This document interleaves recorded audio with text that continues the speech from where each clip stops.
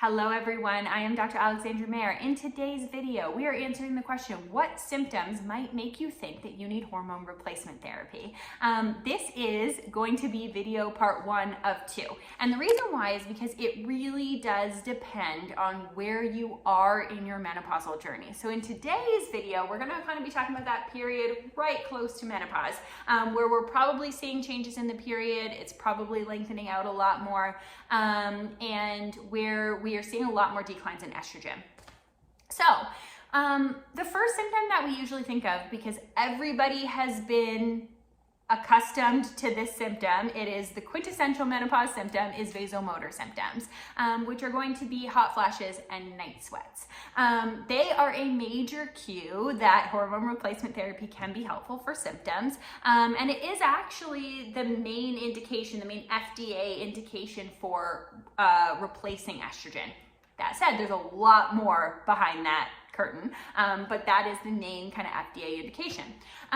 Next symptom that we would think about is changes in mood. Anxiety and depression go up a lot in menopause, and suicide rates do rise in menopause. And so we really want to be having this conversation. And oftentimes in patients, this can show up pretty severe.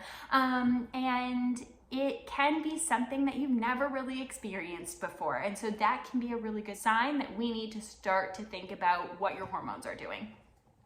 Other symptoms, urinary changes. So we see a lot of urinary changes in this time. Estrogen is really, really important for the vaginal mucosa. And so oftentimes we can see a lot more incontinence and a lot more issues kind of in that arena. And so estrogen can be really helpful. Hormone replacement can be really helpful for that. Changes in libido, and then changes in sexual function. So like inability to climax, pain, dryness, all of those kind of things would make us think about hormone replacement therapy. Changes in weight. So oftentimes in menopause, as estrogen declines, we see a shift from this gluteal-femoral region, which is the butt and thighs, up to the abdomen. This really does change other hormones as well, right? So it changes things like cortisol, and it can change things like insulin, and it has a roundabout effect on all of our hormones. And estrogen plays a huge role in that.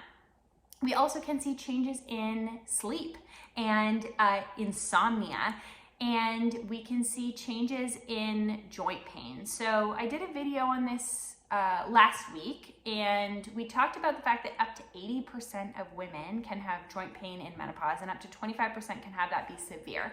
So this can often look like joint pain that kind of comes out of nowhere, that all over achy feeling, that muscular fatigue and tiredness and soreness, and hormones play a huge role in that. We also will see this as we're looking at things like exercise in super active people, where maybe they're doing the exact same thing as they were before, and now they're sore for 3 days, they can't recover very fast, and they're not putting on lean muscle mass. And then we do want to think about cognition as well. So part of the conversation of should you be looking at hormone replacement therapy is also a conversation of risk. So we know that studies really indicate that women do have a lower all-cause mortality if they are on hormone replacement therapy. And we do see that as women age, they actually have a lower rate of all-cause mortality kind of until they hit that menopausal window. And then that really flattens out for us. Which is telling us that our hormones are really very protective. And so we do want to look at family history. We want to look at things like bone mineral density. So do you have a history of osteoporosis or osteopenia? We want to look at family histories of Alzheimer's and dementia. We want to look at family history of cardiovascular disease or a personal history of cardiovascular disease. And we want to put together the whole picture because hormone replacement therapy can be really helpful for symptoms, which is some of what women are very conditioned to think, but it's also really important for our overall risk and our overall health long term. And I think that that shift and that conversation is a really big conversation if we're thinking about maintaining our quality of life as we age and being as healthy as humanly possible for as long as we get. And so we will see you next time for next time's video. I hope this was helpful.